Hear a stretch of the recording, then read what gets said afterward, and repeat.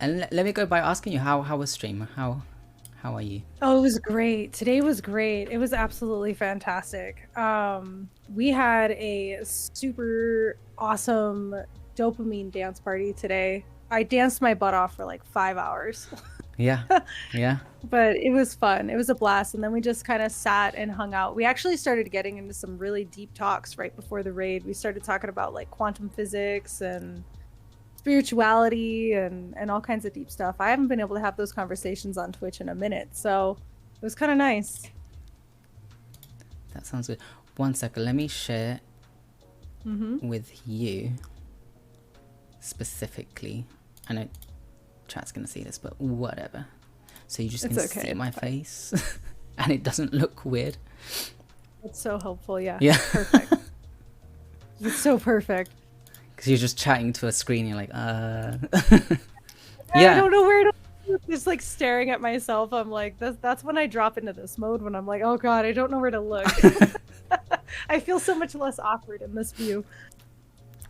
Let's start off with Brandy. So that's where we're going to start. Okay. We're going to start with Brandy. Who is Brandy? Where does Brandy come from?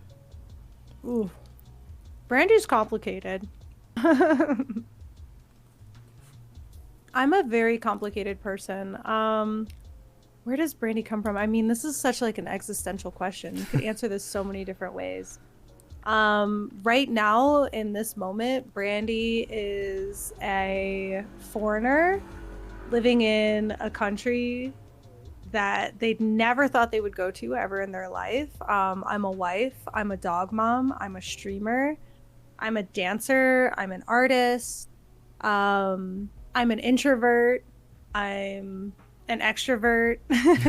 I'm so many different things. I'm complicated, but I think everybody's complicated. I think so. I think that's one of the joys of getting to know other people. There's so many facets to someone. But so then the question would be like, how did you become the Brandy you are today? Where does your story start? Oof. At birth. It was a cold evening in January. Actually, it was December 31st. It was no, I'm kidding. Where does my story begin? My story has so many different twists and turns that I don't know where my story begins. I don't know where one section begins and the other section sort of stops. Life for me has been... It's been non-stop. There's always been some type of an adventure that I've been on in my life, whether it's a different type of job or a different adventure or living in a new place or experiencing different sides of my own personality and experiencing different people who I've met. And, you know, I really allow a lot of change to come into my life. I feel like there's a lot of people who fight change. There's a lot of people who find safety in being the same and doing the same and having a routine. And while I can do that and I can thrive in that way, I do best when I allow myself to just kind of go with the wind, go wherever the world takes me. So I think that how I've gotten to be who I am today is just through a never-ending series of events of just not fighting it, just going with the flow. So at one point, did you fight against that current?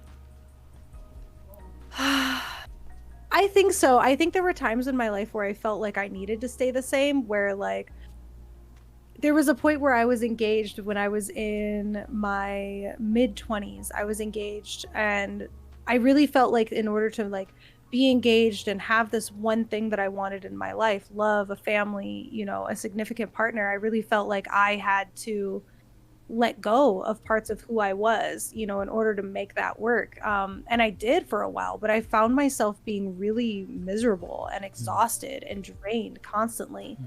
So when I stopped fighting it and I just sort of let myself go back with my flow, I found happiness in myself. But I also know that my need for fluidity and my need for change can also be something that's very isolating and alienating. And it forces me to kind of like also have an ebb and flow with who I spend time with in my life, because some people will go on that next journey with you and some people will say like, whoa, this next flow that you're going on, this next journey that you're on, that's not for me. I'm very comfortable over here doing what I know, doing what I love. And, you know, you end up kind of losing contact and losing those same people in your life. So I think in the urge to hold on to people, I've tried to fight against my own human nature. But I don't know. I'm not Capricorn, so we usually end up chasing our own dreams and goals anyways. Would you change anything about your past in that sense? I don't know if I would necessarily, like, if I was given the opportunity, right? Like, let's say I could rewind the hands of time and I could go back to any particular part of my life. If I was given that opportunity, would I make other choices just to see what the outcomes would have been? Yeah. Yeah, absolutely. I would love to experience my life over again with the same knowledge that I have now. To be able to go back and try things a little bit differently and just sort of see what would have happened if, like that butterfly effect. But I don't think that I necessarily have regrets for anything that I did. You know, like it would be easy to say like, oh, if I would have known this then, I could have X now, but I didn't. I feel really confident in the fact that even though looking back now, I can be like, oh God, that was not the right choice. Like that was clearly a shit choice that I made.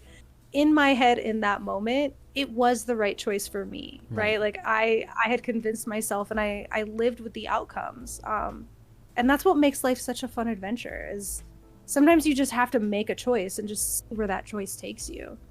So you're very much, would you consider yourself a person who sticks to their guns? No, I wouldn't actually, because maybe I'm wrong, right? Like sometimes I'm like, if somebody makes a really valid point, I will I'll be like, wow, I never thought about it from that perspective. Or, oh my gosh, yeah, I never thought, right? Like if somebody can open my mind to something, I'm not just going to like stubbornly say, no, it has to be this way. But trust me, I will defend myself to the death. I'll make you work to prove me wrong, even if I'm wrong. Oh gosh.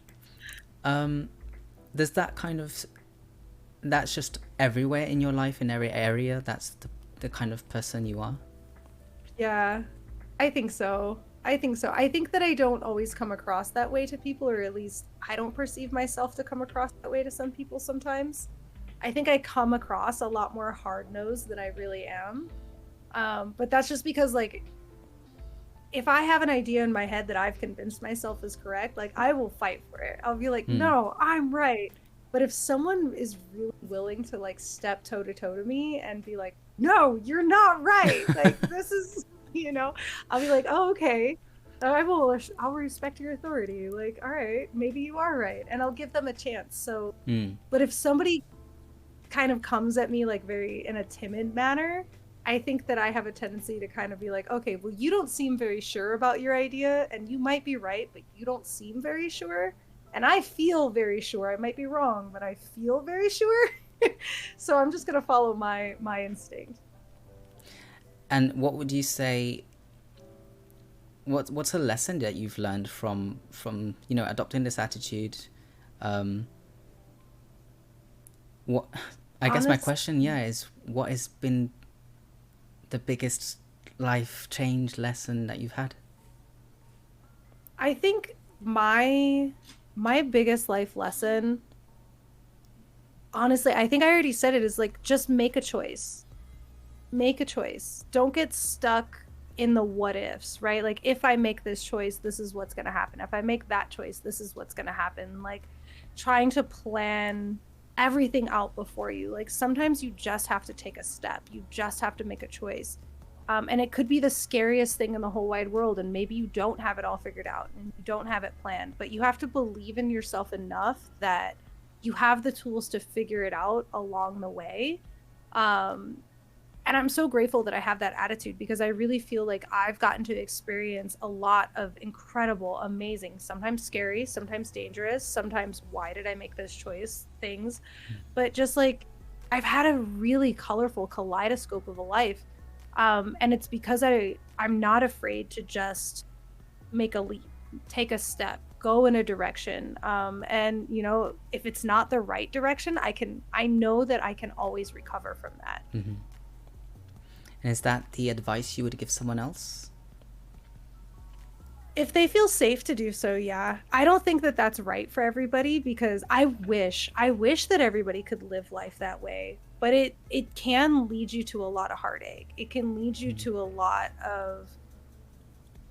of just like having your heart broken, right? It can lead to, you know, maybe some not so great experiences. But I don't think that happiness is the absence of problems. I think happiness is knowing that even when problems arise, that you can handle it.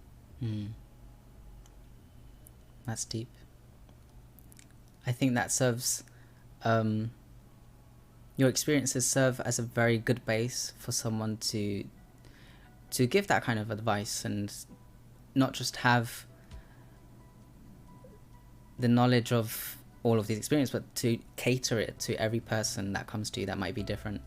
And that gets me curious, like, how does that play into is that aligned with your beliefs? Do you follow a faith?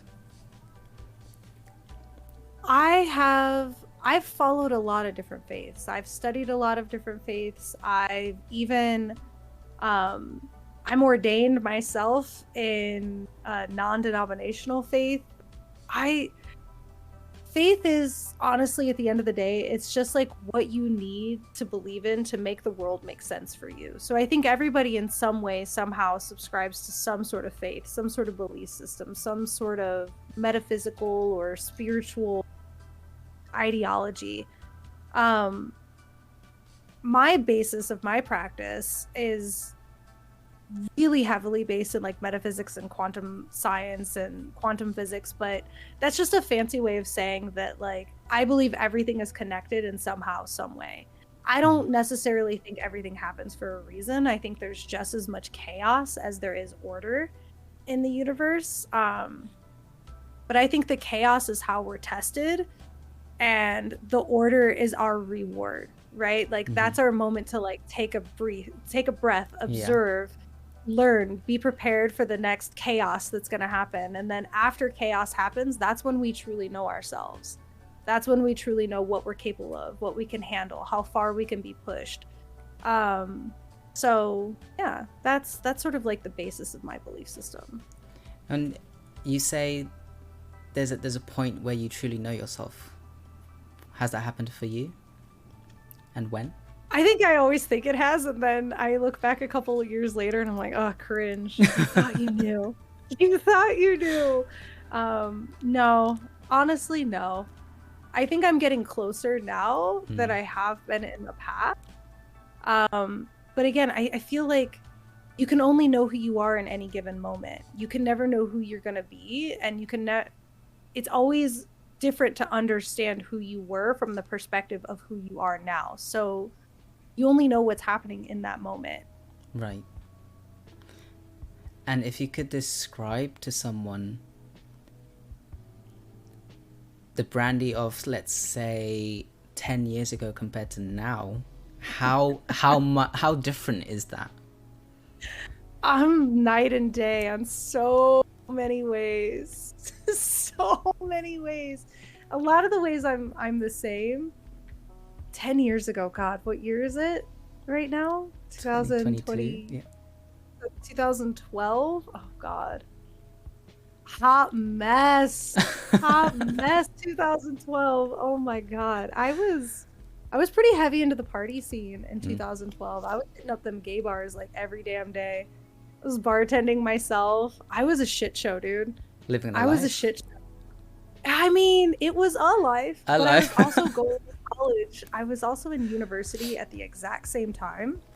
So I was also like really busy like working on my academic brain, but then there was this other side of me, that like right brain side of me, that just needed to be wild and free and crazy and stay awake until 7 o'clock in the morning and go to school and still be drunk from the night before, but somehow still manage to get an A on the midterm. Like I was a shit show, dude.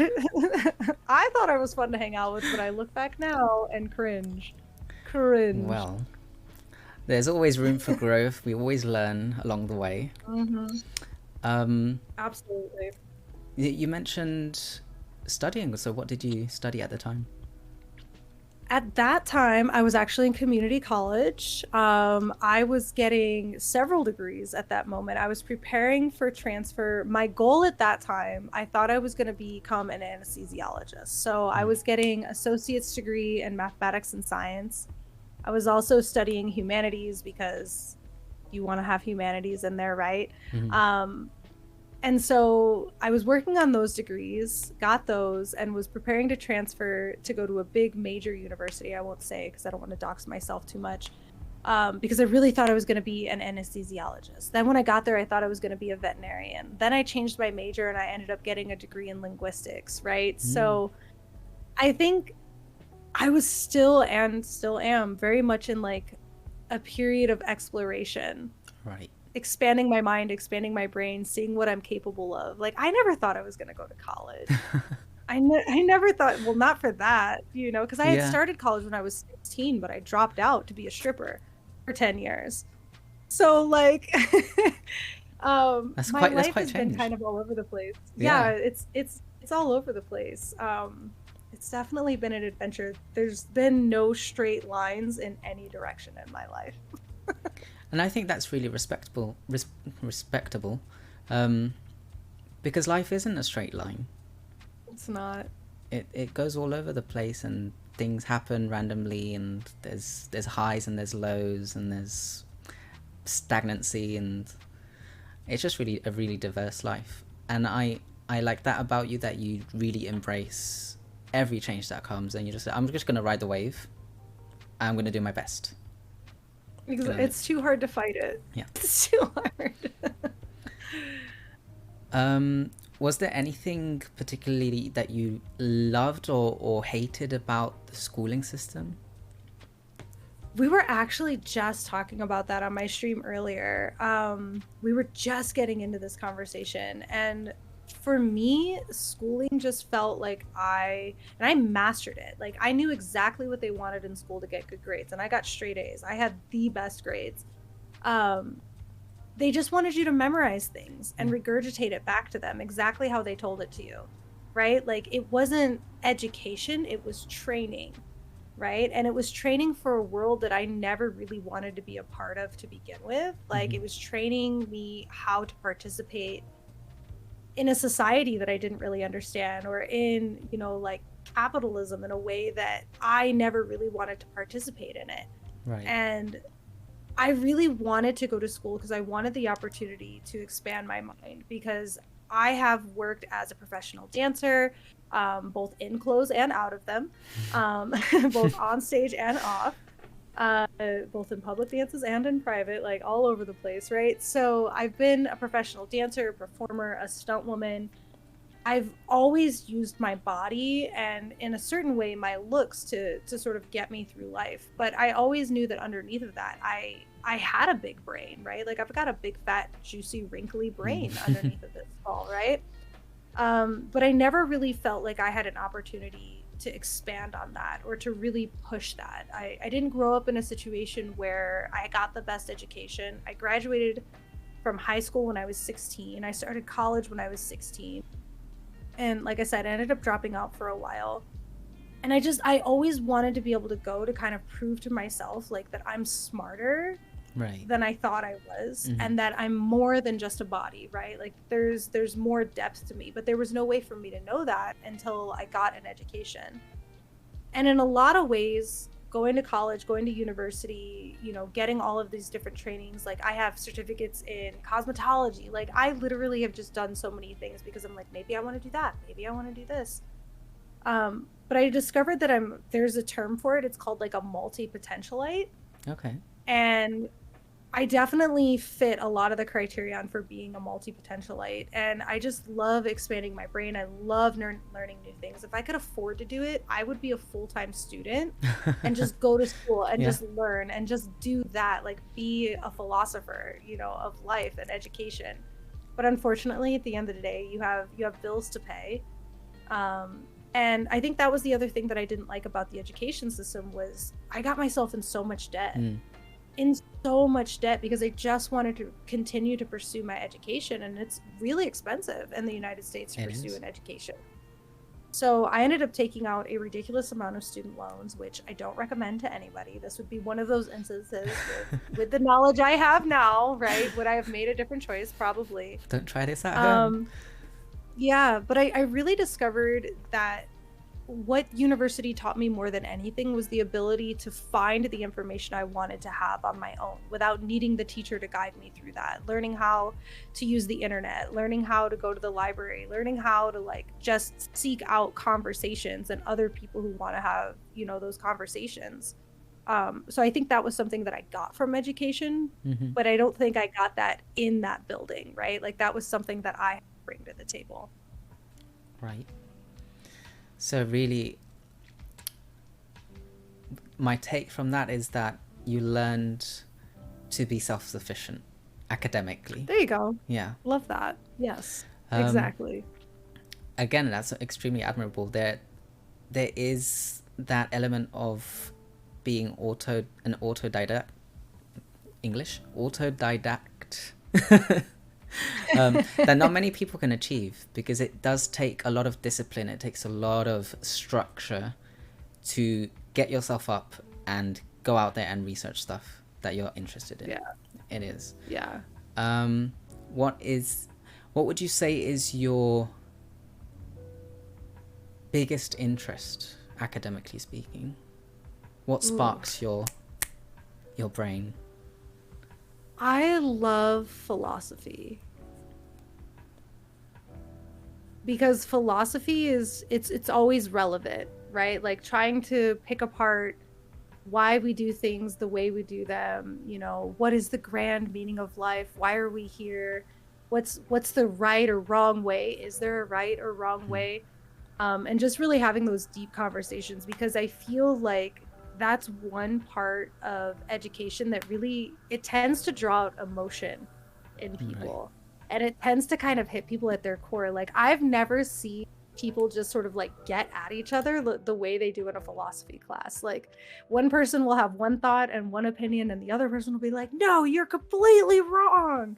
Right. But when you can get those two people to get to a point where maybe they don't walk away changing their mind or their opinion, but at least they get to a point where they're open enough to hear out the other person and just sort of understand why they have the thoughts that they have, or why they're having the experience that they're having. I feel like that is a truly meaningful part of education. It's not, and that you can't get that through memorization. You can't teach that. That's something that tends to happen with a really good person kind of heading that up at the class, you know?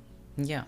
It's like you're building up the criteria for evaluating and understanding the topic. Exactly. Kabal says she knows the concept of you will never know what you want to be. It'll always change over time. Yeah. I never thought I would be a streamer on Twitch. Never in a billion years. This is 2 years ago. Just never would have even thought that this would even be something I would be doing. So yeah, you never know. Yeah. You don't know what you don't know. Yeah. Brain. So where were you 2 years ago before Twitch? Just before Twitch? Just before Twitch, I had just landed in Brazil. Pandemic had just started. The lockdown had just hit. I had been recovering for about the last 6 months from a really major surgery, a sort of like a life-changing surgery for me. During that time, I ended up losing my job. I was a full-time dance teacher and a studio manager, but because I had taken so much time off in recovery, my whole job got like put under. Anyways, I lost my job. It was like a long story. We can get into it, but we don't have to. I don't know how far we want to dig down that rabbit hole. But right before that, I found myself in a position of living in a country where I didn't speak the language, during a global lockdown, not having any friends here. My wife and I were presently living with her family. So we were living with her mom, her mom's husband, and right next door, literally, it was like kind of like a duplex, and the house attached next door was her brother, his wife, and their 2 kids. So it was kind of like a really family-oriented situation. Everybody speaks Portuguese except for me. My wife at this point was still barely learning English. Like, we still couldn't communicate truly with each other without Google Translate ourselves. So I found myself really isolated. I found myself not knowing what I was going to do to survive, or for friendship, or for entertainment. And it was a friend of mine in university that I had met, who had told me about Twitch. He's like, you should try Twitch. You should get on Twitch. And I was like, what is Twitch? So after about 4 months of living in Brazil, I finally had gotten on Twitch and started streaming on Twitch. It was out of the need to connect to people, and also very much out of the need to survive. Right, because I imagine being in a foreign country that... Wait, are you a citizen? Here? No. No. So work is almost out of the question in Brazil. How did you... Yeah. What... Just from that scenario, I can already feel myself, like, my head is going everywhere. Like, what do I do? Where do I go? Who do I talk to? Like, what can I do in a situation? So what were you thinking at that moment? Oh my God, panic. So my wife and I had decided to move to Brazil because my wife in Brazil is a certified dentist. When we were living in the United States, my wife was not necessarily living totally by the book. We'll say that, as to, plead the fifth and not incriminate ourselves too much. But we were kind of living dangerously, right? We were sort of on the edge of legality in some things. My wife was maybe practicing some things in the United States that maybe technically wasn't licensed for, but is licensed in another country. So one of the driving factors of us moving to Brazil was this, like, it's safer for us. I don't want you to lose your medical license because you're doing what you need to do to survive, as a non-citizen in this country who doesn't speak the language, right? It'll be safer for us if we move back, to Brazil, where you can practice this, you can, just live your profession, we can have a really good life. And that was sort of our intention. We had no idea when we landed in Brazil that the pandemic was going to hit.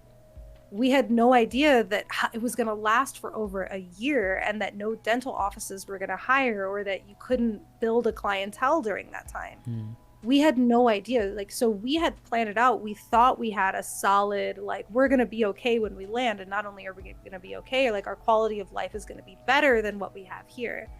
And when we landed and we got here, that was not at all the case. And then to make that even worse, we had shipped every single belonging that we had from the United States to Brazil, and here we are 24 months later, and it still hasn't arrived.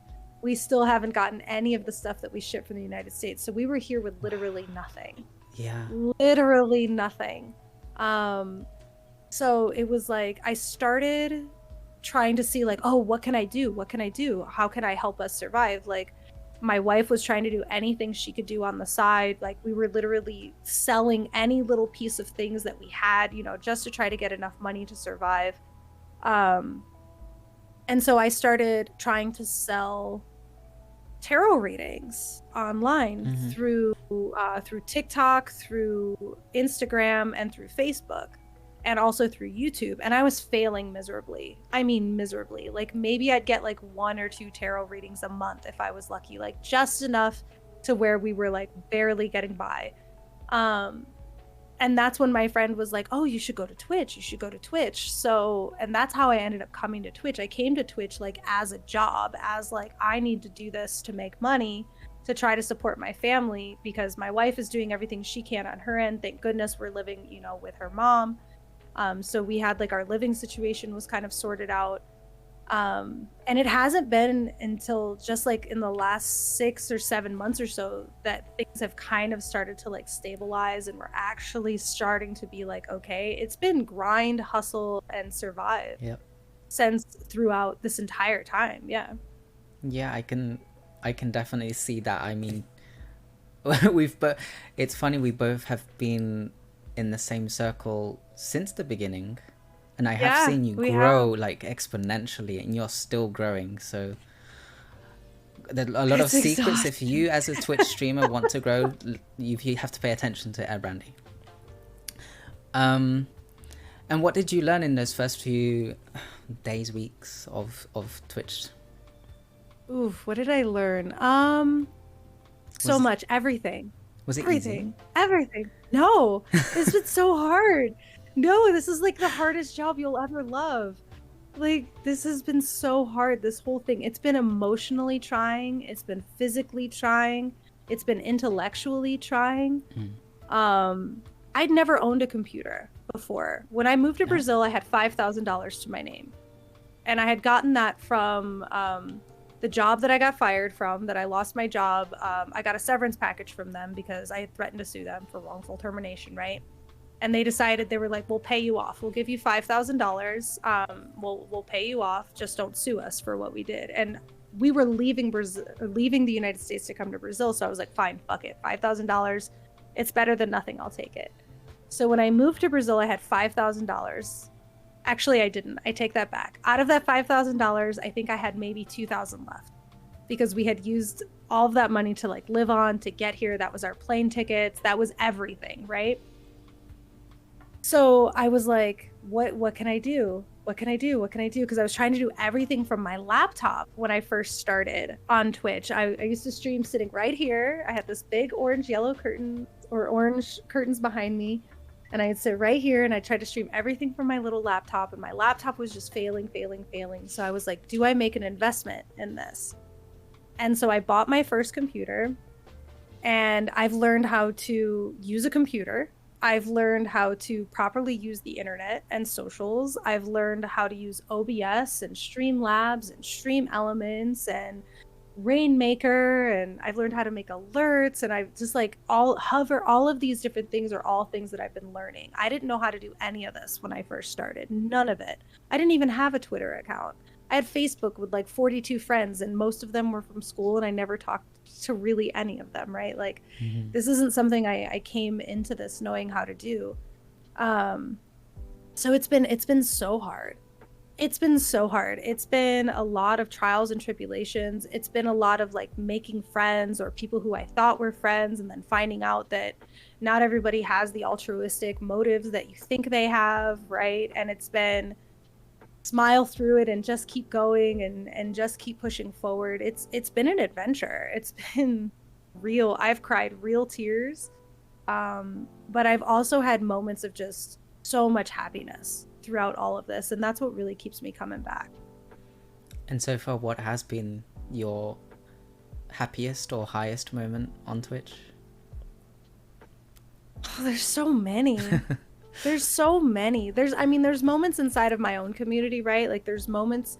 My favorite, honestly, is like when there's just a vibe, when there's like a buzz that's happening in your chat. Like, you're just very like symbiotic in that moment. Like, it's just you and your chat, and you're just vibing and you're grooving, and everybody's like laughing, and it's like when you're at a party and you feel that buzz, you feel that electricity, and just everybody's in that same zone. Like, whenever, however that happens, whether that's through just chatting, or, you know, whether that's happening when I was reading tarot, if a reading came out that really resonated for a lot of people, or whether it's a discussion, or if I'm playing music and everybody's just vibing, it's creating that.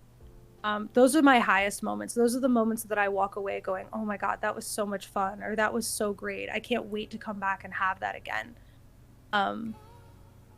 But then there's also moments in like other people's communities when you get to do that from the other side. Yeah. Right? Like, I've had some moments of watching your guys' streams, and I like each and every one of you, and people who I don't even watch anymore, you know, like people who, whatever, we had that vibe and then we lost it, right? Like, that happens. It's a natural ebb and flow. But like, there's moments where like you catch into that vibe, you catch into that wave, and it gives you such a high. There's so much serotonin and dopamine that you get from that. It's addicting. Twitch did a weird thing. Like, they created something so incredibly addicting. It's hard to get yourself away from the computer once you're here. It is. It's a trap. The Subathon, that was epic, Sam. It was epic. Oh my God, the Subathon. How long was that in the end?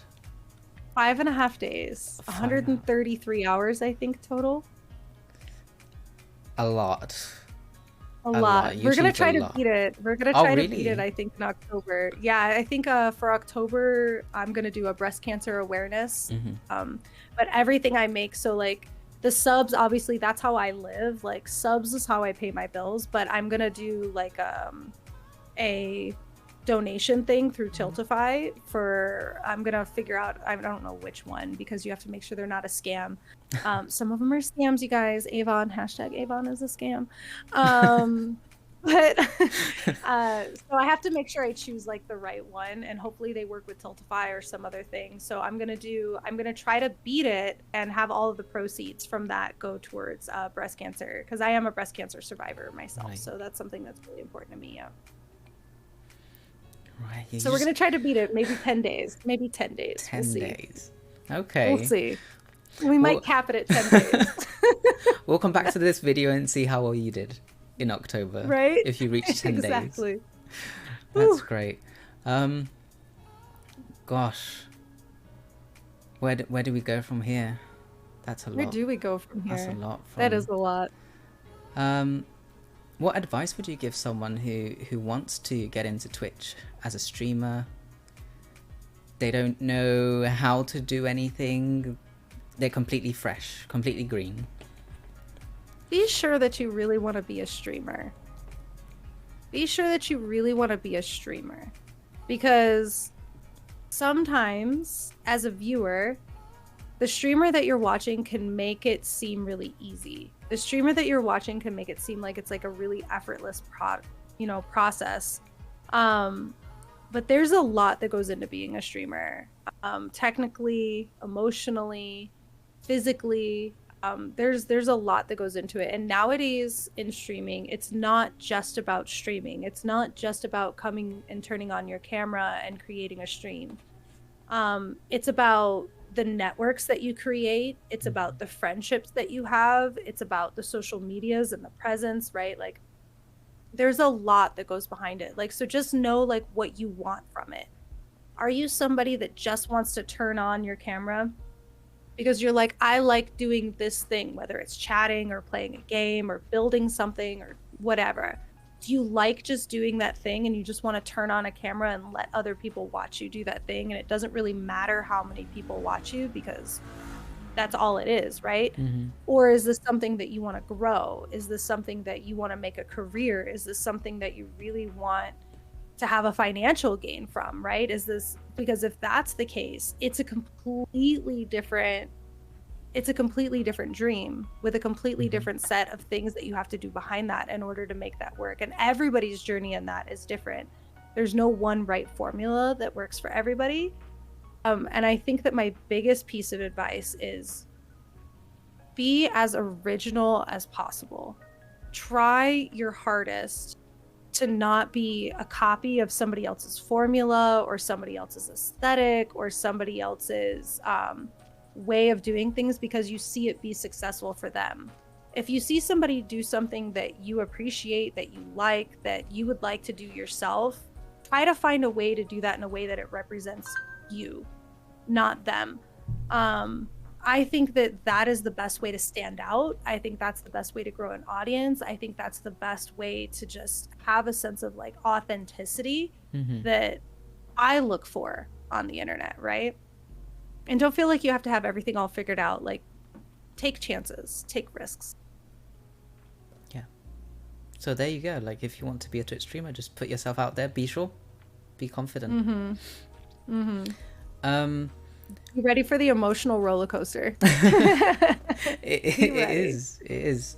There's a lot of ups and downs to Twitch streaming, not just like in terms of the content, but there's so many factors. There's where you're living, the space you're streaming from, it's the numbers gets to you. It can. It really can. How do you think streaming has changed you as a person? Through the process of streaming, I've been forced to kind of like document my own change for the very first time. So I've sort of been like confronted with the cringiest parts of myself on camera, recorded for other people to see and have opinions on. So that's been interesting. You can't really hide too much when you stream. And I tend to be like big and loud and out there when I want to be big and loud and out there, but then when I want to tuck away into my little circle and just be like invisible and like not have any contact with anybody, I've always been very used to be able to do that like in an IRL world, but you can't really do that online. So I've become a lot more sociable than I've ever been in my life before. I have so many more connections now in a weird way than I ever had in my real life. And I feel like they're connections based on who I really am in any given moment, you know, and just like some might come and go, you know, over time. And I feel like that's natural. But I feel like I have so many more connections now than I ever had before. And that makes me feel happy, I think. I think happy is the best word. That's the greatest word you could say, being happy. Yeah. Yeah. What do you identify as when it comes to Twitch streaming? What kind of Twitch streamer are you? A hot mess. What kind of a tit streamer am I? Yeah. I'm a tit streamer. Freudian slip. What kind of Twitch streamer am I? I said this once on accident and it kind of stuck with me. I don't think I create content. I try to create a place to be. So, and what I mean by that is that like I see a lot of content creators on Twitch. Like there's one meta of Twitch where a lot of people are trying to create different sorts of like game shows and singing shows and like, or they're trying to create some sort of like a content, right? Something that can be clipped down to bite-sized pieces and posted across other socials. I don't really know how to create that, and I'm not saying that I might not ever create that, and I think there have been times where I have purposefully gone after sort of that genre. But I think more so than anything, my favorite part about streaming is seeing those same names in chat over and over and over again, right? Like watching that build across different communities. So I think that by creating a place to be, I just want to create a place like at that time of day when I'm streaming, whether you're just watching me or watching me and a bunch of other people, or you're working and lurking, whatever you're doing, you have a place to be. If you want to type in chat once in a while to feel connected, you can. If you want to type a lot because, you know, you want to feel like you're part of a moment, then awesome. If you want to just lurk in the background and just listen to whatever else is going on, you're welcome to be there and to do that too. But for however many hours I stream in a day, it's just a place for people to be. Because I never recognized in my life how badly I needed that. Right. I look at my life and I look at certain situations in my life when I felt really alone, when I felt really sort of desperate and in my own depression and in my own head, and not really knowing like why I was feeling that way. But now I can be like, well, if I would have had this, I don't think I would have felt that way. I think I was yearning for connection. I was yearning to belong somewhere. I was yearning to like feel like it mattered. People would notice if I wasn't there or not. And I think I get a lot of that from Twitch. So I try to provide that for other people. That's very wholesome. I'm wholesome, but kinky. makes me tear up. Oh my gosh. Have you... Well, before I ask this question, let me ask a previous question. What do you want to get out of streaming in the long run? How honest am I allowed to be right now? I'm very honest, yes, of course. This is the hardest thing for me to talk about because it's the part that I feel like I've been the most criticized for on Twitch. But at the base of everything, at the end of the day, Twitch is my job. It's how I provide for my family. So what I would like to be able to get out of Twitch is to create something that is meaningful enough for other people where they're excited to support that dream and to support being able to come back in a meaningful way. It does mean that, like, for me, I have my Capricorn mindset of like, I need to make X amount of dollars every month in order to like feel safe, feel secure, feel like I can, you know, not just survive, but also thrive and provide for my family. So at the base of everything, I want to create something where people willingly want to help make that happen. But I'd also like to be able to do that through, you know, getting sponsorships and getting, you know, partnerships and getting, you know, other ways of making that a reality.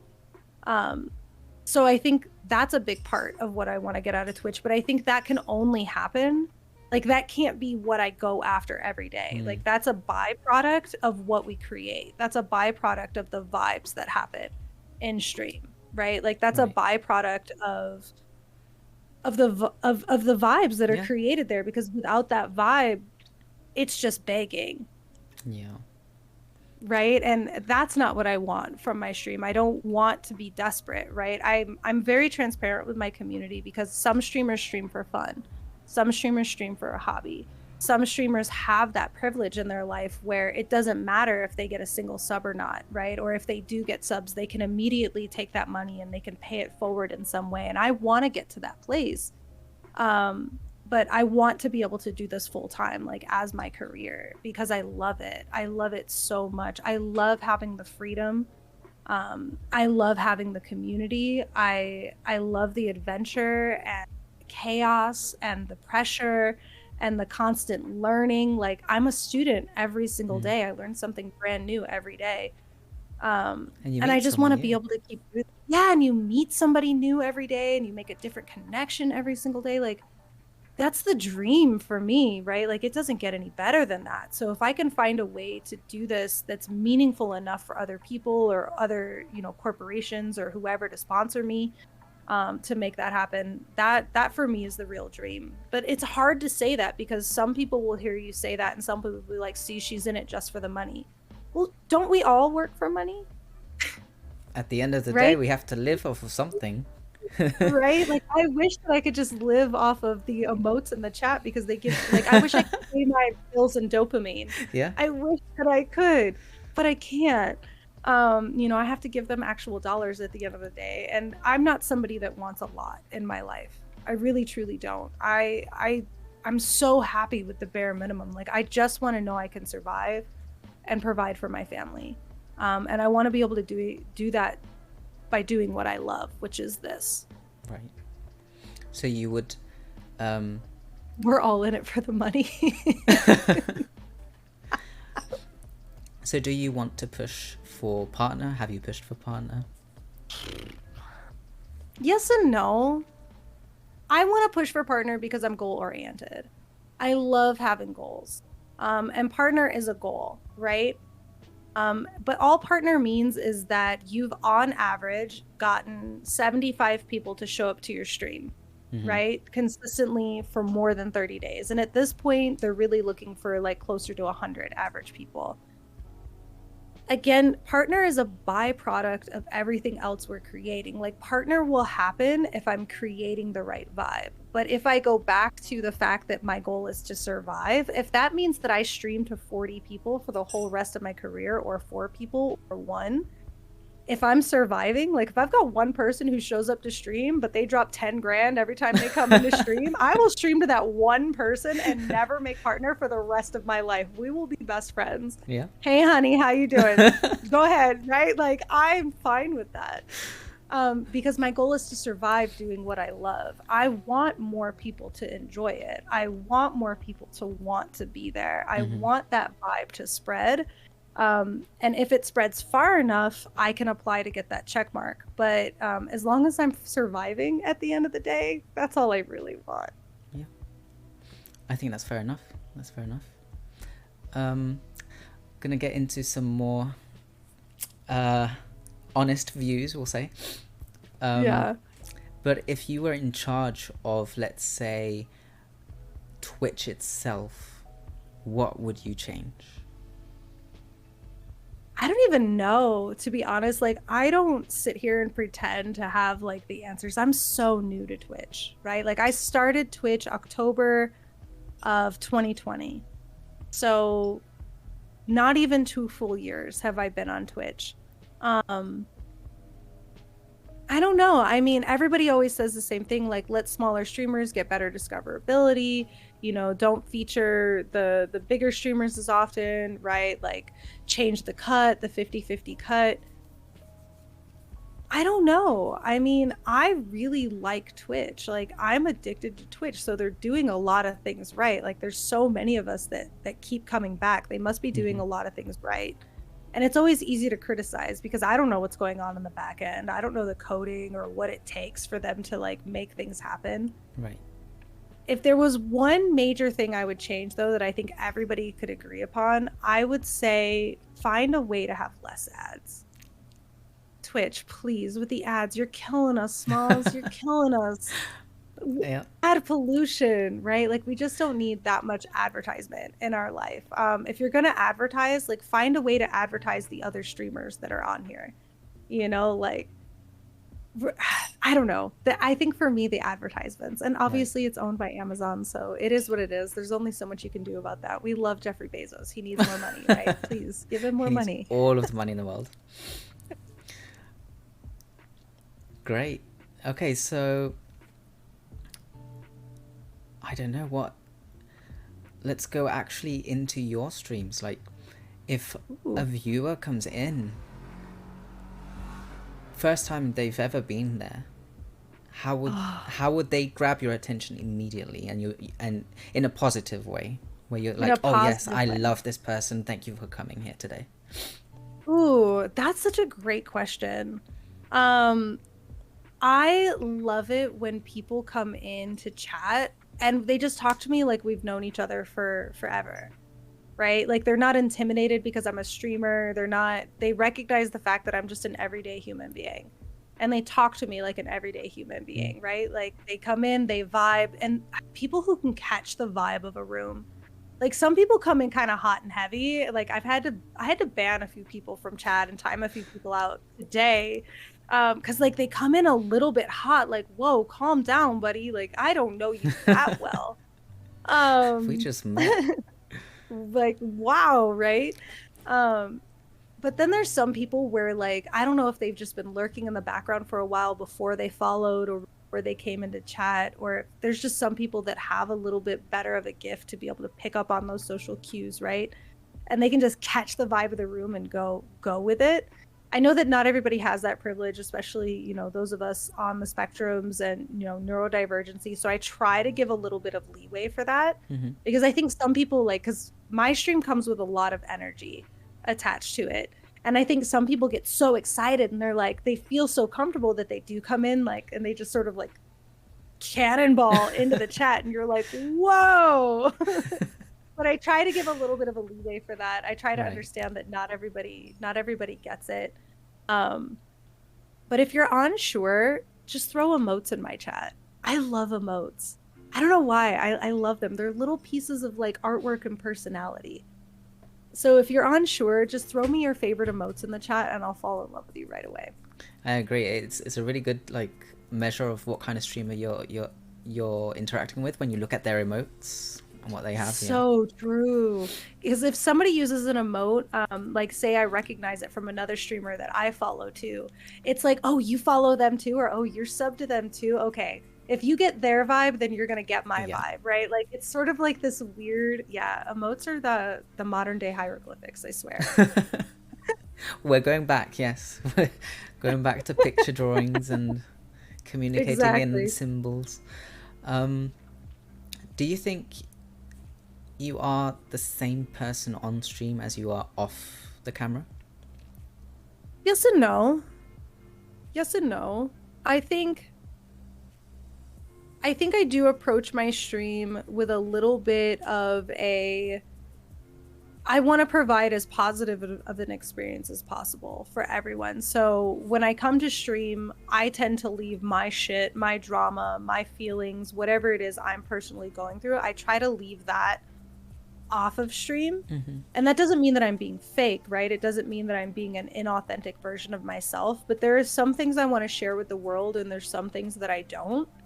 There's some parts of me that are worth sharing and some that I feel like that's for me, that's for my wife, you know, or that's for my friends, or that's for off time. I tend to bring the most energetic version of myself to stream. Whereas off stream, because I've usually given so much energy live on stream, off stream, I tend to be a lot more quiet, a lot more reserved. If you hang out with me in Discord, you'll depending on the day, obviously, depending on the situation, I'm much more like take a step back. I'd rather listen to other people talk or just vibe out in a game or just watch a video together. So I think that off stream, there's just a different side of me that I feel more comfortable because I mean, it's boring. Like to come to my stream and just watch me be chill is boring, right? Like it's a true part of who I am. And sometimes I show that, especially like when I have sleepover streams. But I want to show the most exciting part of myself, the most relatable part of myself, the part that's the most entertaining that people are going to want to stick around for. So yeah, yes and no. I'm the same, but also different. And you mentioned earlier you are neurodivergent. Does that play into the person that we're seeing on stream? I think it plays into the person who I am 24/7, off stream and on stream. Being neurodivergent, something that I'm working on is demasking. I learned how to survive through masking heavily in my life. And I mask in a lot of ways. One of the ways that I know that I mask is I tend to, and this is something I'm working on, I tend to try to keep a smile on my face all the time. Right? Because you learn as a neurodivergent, if you're smiling, you're safe, right? People will think you're happy. People will think you're nice. People will think you're agreeable. Yeah. And sometimes you're smiling because you're really uncomfortable and you don't know what else to do with your face. But a smile is like, it's approachable. It's friendly. You're taught to do it. So I think that I've found myself, I've recognized that in myself, and I'm finally getting comfortable to try to like, Brandy, you don't have to smile all the time, or Brandy, you don't always have to be the person entertaining everybody, right? Like these are big neurodivergent things that I do to try to like deflect from that neurodivergency. Some people get really quiet and become a wallflower. That's how they cope. My coping is becoming the center of attention because as long as everybody's eyes are on me, I can control the room. I can control my safety. And that was one of the reasons why my Subathon was such a big, important part of my streaming journey, because it forced me to confront that as a streamer. It forced me to confront the like, do I need to be creating content or can I just exist here? What happens if I just exist? What happens if I'm just putting on my makeup and I'm just playing a YouTube video for other people to watch? Like, I'm not the focus right now, but it's still my stream, right? Like there was a lot that was going on in my brain during that time. And that's a big part of unmasking, right? Because you don't know who you are until you can take the masks off, until you can take that down and see how other people react to it and how that reaction makes you feel. And I felt so safe. It was crazy. Like I slept on camera, dude. Like, and I felt safe. I felt safe to do that. And I woke up in the morning with no makeup on, no wig, just before I even brushed my teeth, saying hi to people on stream, and people were here for it. They were like, "You're awake, let's go." Right. Yeah. So it played a lot into that because I can't speak for all neurodivergent people, but the world doesn't always feel safe in that way. It doesn't always feel safe to take that mask off or to show the different sides of who you are, because if you're rejected, then you have to go through the process of what that's going to feel like and your feelings on that and how you deal with that, or like there's so many different sides to it. So neurodivergency affects absolutely every aspect of my life, my relationship, my jobs, my ability to work or not work, and in what capacities and what jobs I can do and how much I can handle. And when I get overwhelmed, like I get overwhelmed with DMs. That's like my big overwhelming, like Discord DMs and Discord servers are my biggest overwhelming factor of this entire experience. And people don't understand when I've had people post shitty posts about me, like, oh, it's okay to interact with your socials, but if I want to DM you good morning in the morning, that's where you draw the line. And it's like, yes, that's my boundary. That's where I get distracted. That's where my attention is in too many different directions, right? And I feel overwhelmed. And that definitely, goes back to my neurodivergency. Some people are like, yes, I thrive on that. I can have 17 different conversations and be in 15 different Twitch channels and be doing my job on the side. I'm like, no, thank you. How do you do that? No. Oh gosh. I think even Well, from my experience, I'm neurotypical. Like, even that is too much for me, to have all of these messages and all these people wanting some sort of attention or information. Yeah, I totally see your point there. Yeah. And it becomes like a 24/7 access to you too, right? Like, at what point do people no longer have access to you? And that's hard. It's hard to shut it off, especially when you approach it as, you have to be careful of the like parasocial bonds that are happening. You have to be careful how far you're spreading your attention and where it's being divided. Oh, there's so many things to think about. It's crazy. It's absolutely bonkers. Too many cues. Yeah. Oh my gosh, yeah. But that's a good topic to feed off of. Is like, you have all of these people trying to contact you on stream, off stream, but how do you know when someone is being genuinely wanting to be your friend and who is just someone who is like just a random viewer, or they want to get something out of you? Like, how do you determine that? Especially on stream, it's very hard on stream. I think it's really hard on stream. And I think that my toxic trait is trusting everyone too much. My toxic trait is wanting to believe that everybody is exactly who they present themselves. And woo, have I been hurt? Have I been fooled? Have I fallen for the stupidest of things? But I don't think I ever want to give that part of me up. I think I'm willing to deal with the disappointment, because I recognize now that when I get disappointed when people don't live up to those expectations, I didn't do anything wrong. It's not a reflection on me. That person just wasn't who I thought they were.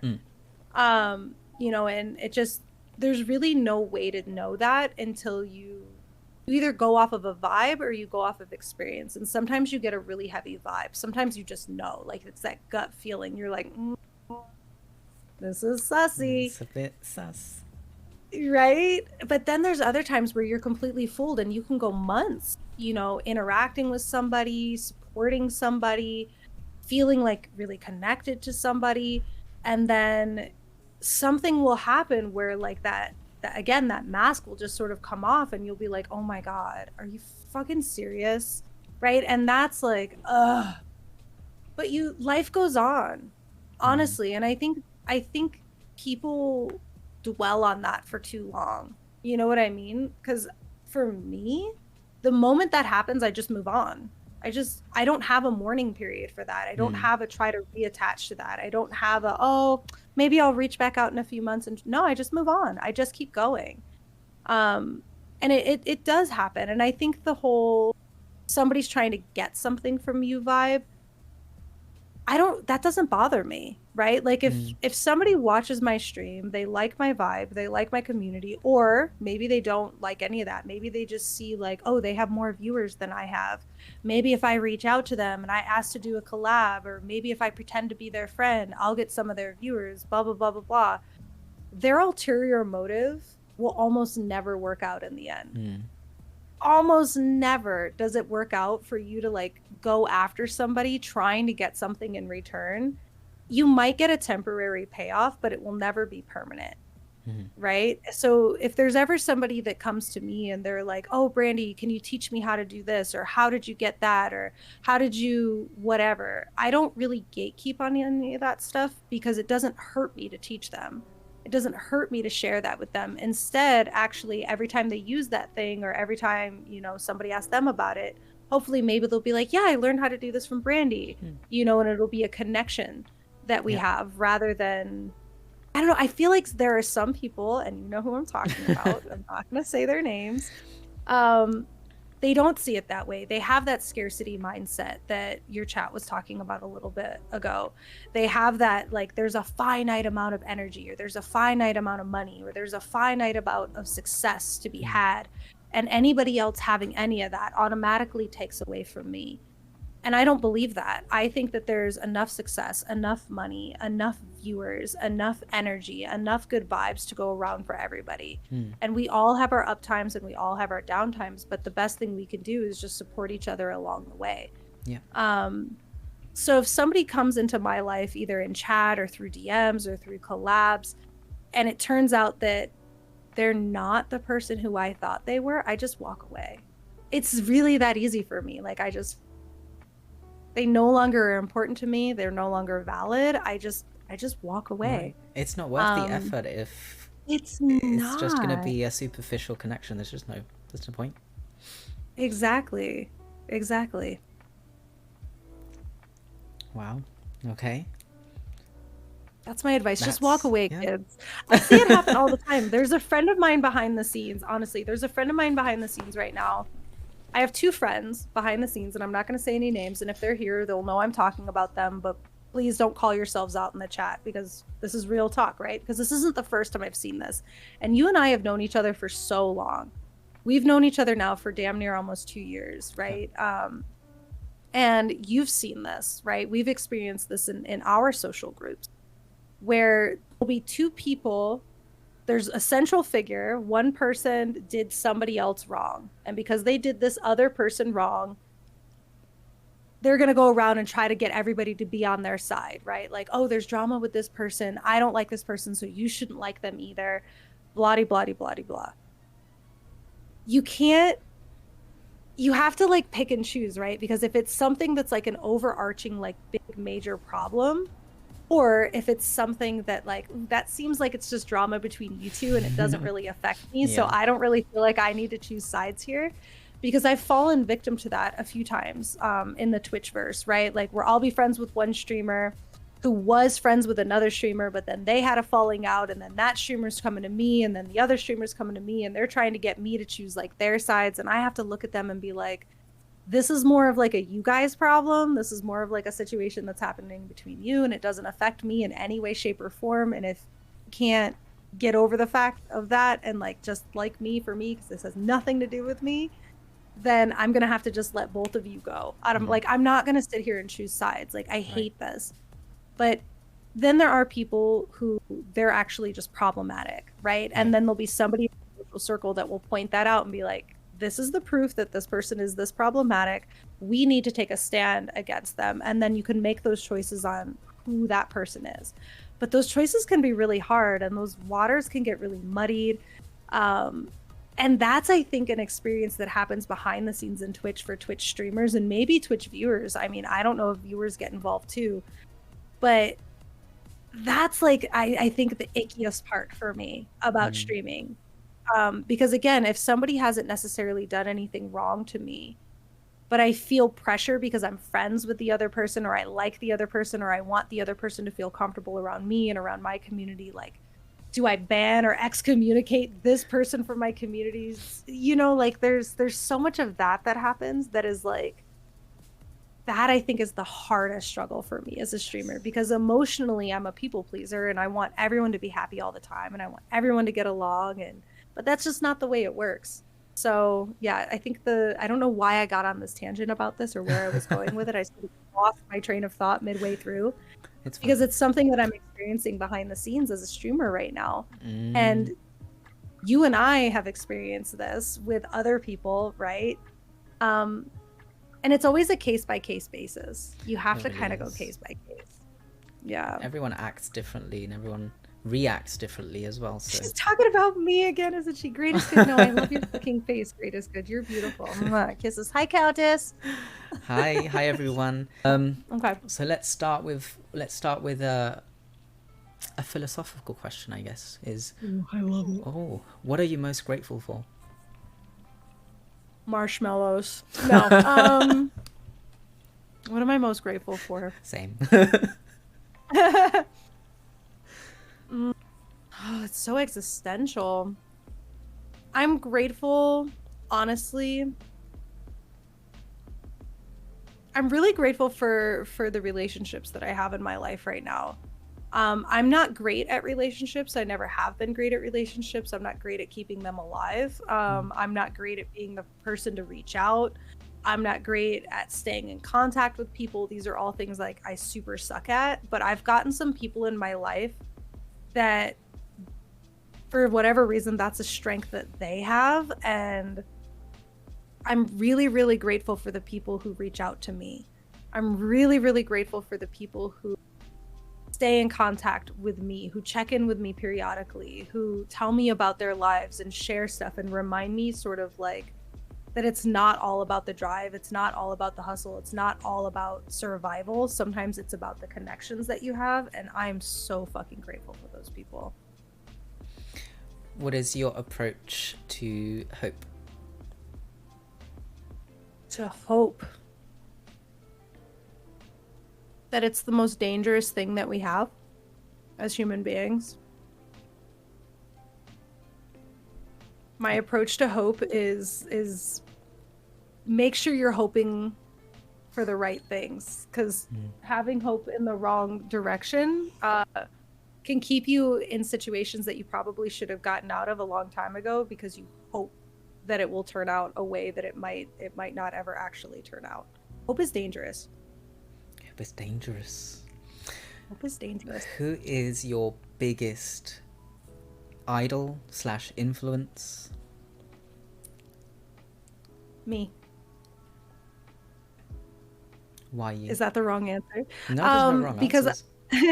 because I think it's really dangerous to idolize other people, because you don't know what's going on behind the scenes. When you idolize people, you sort of dehumanize them, right? You take out whatever life experience or sacrifices or things that they might have had to do to get where they are or have what they have that you're idealizing. I think that it's really, really dangerous to do that. So I'd rather idealize myself. I'd rather see the most idyllic version of myself and strive to be that every single day, rather than to strive to be something that probably doesn't even exist to begin with. Okay. You are someone who does a lot of things, right? We've covered that. So which one of these things makes your heart beat the fastest? It gives you that rush, that sense of, this is what I'm meant for. Or like, this is the best thing that could ever happen to me, or happens to me. It's hard to quantify, and it's hard to put into like a concrete answer. But when people in their own ways show you, or me in that instance, show me that I matter in their life in some way. I think my greatest fear in life is being insignificant, like not mattering, like not being important, like being easily forgotten.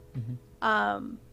But when you find out that something you've done has influenced people in a way that they think about you or talk about you when you're not even in the room, especially when that's in a positive way, right? Or when you've had a positive impact on somebody's life, nothing makes me feel better than that. And finding that out, that I live for that. I live for it. Maybe it's ego. I'm not sure, but I live for it. What's your biggest pet peeve? Other than like the obvious things like rudeness and people being homophobic and racist and these kinds of things, like we're going to keep it kind of light and keep it kind of fun. Snoring. I hate it. I hate it. Oh my God. People who snore are the worst. I love you, but I hate snoring. I hate snoring. Oh my gosh. No, literally, yeah. That's my situation most days. Oh you just God, have you have to deal. Yeah. Oh God. No. Divorce. It's immediate divorce for me. Idiot. I'm so glad my wife doesn't snore, dude. I can't handle it. Oh gosh. A little snore, like a little is cute. It's cute. But when it's like you feel like the person is gonna die, like you're like worried for their life, like not cute. I'm good. Apart from Twitch streaming, which is mainly your job, like what do you like doing in your spare time? What's your big hobby? Ooh. Is it gross to say that I absolutely love laying in my pajamas, eating a ton of junk food, and watching television shows? Is that allowed to be a hobby? Yeah. Is Watching that watching allowed? shows is a hobby. Yeah. Because I'm gonna tell you right now, that's a whole vibe for me. Like I love going on hikes. I love doing art. I love being creative. I love doing all of these things. But there's a very special, underappreciated, like I just want to go into my most comfortable jammies and I just want to like lay in my bed, eat food, and just like, oh, it's a comfort for me. I live for those moments. So yeah, that. Yeah. Love it. If you could learn um, from a mentor, who would that be? Oh God. I only can choose one? Yes. Oh man. Really? Alan Watts. Oh, Alan Watts. Okay. I'd love Alan Watts. I would have loved to have been at like an Alan Watts lecture series or like retreat. I would love to just sit and wax philosophical with somebody like that, like with somebody who just thinks about life in a different way. You know what I mean? Because they open your mind to things that every day we go through our lives and we think about this is the thing that's the most important. This is getting all of my focus. But really, it's in the grand scheme of the entire universe. How significant is that thing that you're really stressed about? Right? Yes, you have to pay your bills and you have to make money to survive. But when you start to think about like the stars and outer space and how you're connected and all of these other different things, like, does that really matter? Is that really what's important? So I love to have those kinds of mentors in my life, the people that remind me as a Capricorn to come out of the pragmatic and into the abstract. I love that, and I need more of that in my life, I think. What kind of advice would you give to someone who has difficulties with expressing their identity? Stop it. I think you have difficulties expressing your identity because you haven't allowed yourself enough time to play. You haven't allowed yourself the freedom to explore. You don't know who you are yet. That's why you can't express it, because some of us grew up with love and support, and some of us grew up in survival. And if you grew up in survival, you probably didn't have the time or the means, whatever that means for you, to be able to play more. Don't take it so seriously. Don't, whatever identity that you want to step into it for a little while. It might be right for you in a moment. It might not be right for you later. And it might come around and be right for you again, but maybe even in a different form. Like, life is about experimentation. It's about trial and error. Nobody has a handbook to life. Nobody has it all figured out, right? Like, whatever language you speak, it doesn't even begin to be able to express the fullness of who we really are. So I think maybe stop trying to identify as anything and just learn to be. Learn what you like, what you love, and play more. What would you hope to inspire in people who watch your stream? Play more. Have more fun. Be more free. Don't take yourself so seriously. One of the reasons why I don't download my streams. Twitch, as an affiliate, deletes my streams after 14 days, and I love that because I'm not the same person 14 days later. I'm probably not even having the same stream content 14 days later. Stop feeling like you have to stick yourself somewhere and be that forever, and that you can only be that.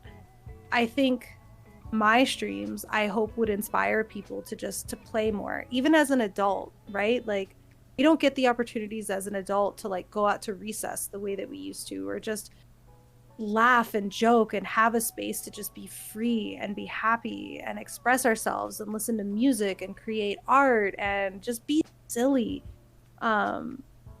And it's so important that you have that. It's so important that you have that, because otherwise you just start taking life really seriously, and you can go down a mental health like rabbit hole in such a negative way so fast.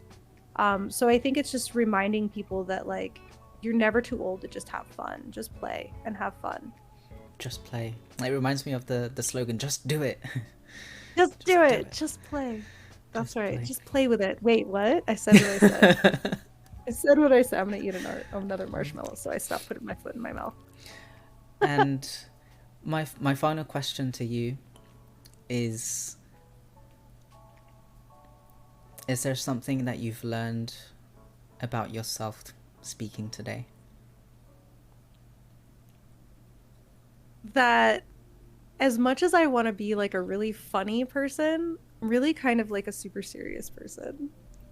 I'm kind of like, sometimes I feel like I have a stick up my butt. I see the complete opposite in my mind. Really? Yeah. Gosh. I see other people and I'm like, God, they're so funny. I wish I was funny like them. I wish I was witty. I wish I was like, you know what I mean? Like there's some people that like every time they open their mouth, just like some perfect gem falls out. And I want to be that so bad, but I'm just awkward. I'm weird. And you know what? I am who I am. Yeah. Yep, gotta respect how you feel about yourself. But it does go to show like what we think about ourselves is just really much that's our own thoughts. No one else probably thinks the same thing. Like, so you do have to put yourself out there and try. You know, like you say, just play around and see what someone's gonna like something about you. I love you guys. Stop making me feel good about myself. Stop it right now. Knock it off. I want to say thank you, Brandy, for being here today. Thank you for opening up your mind and your heart to us. And thank you so much, Brandy. Thank you so much, chat. Thank you for having me. I'm going to go lay down and take like an 8-hour nap now. Yes, have food. And I will see you on the next episode. It's next week. It could be Friday or Saturday. We've yet to confirm, but it's next week. Perfect. I love it. And until then, ciao. Bye, everybody. Ciao, ciao.